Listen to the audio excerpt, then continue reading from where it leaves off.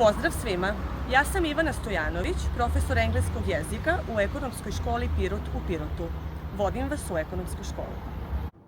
Ekonomska škola Pirot osnovana je davne 1956. godine i od tada pa sve do danas konstantno evoluirala, prateći trendove razvoja privrede i tržišta rada, a istovremeno se ugledajući na najsavremenije evropske obrazovne sisteme.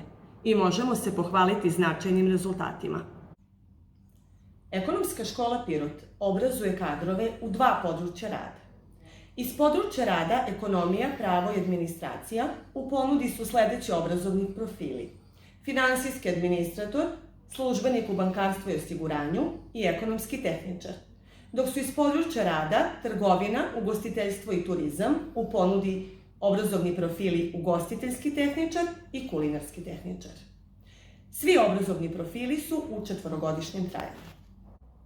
And last but not least, our purpose is not only to educate you, but to help you grow, both personally and professionally, to make you realize your potentials, and eventually to help you become truly successful entrepreneurs in every sense the word implies. We hope you will choose us, and we are looking forward to seeing you in the near future. Bye.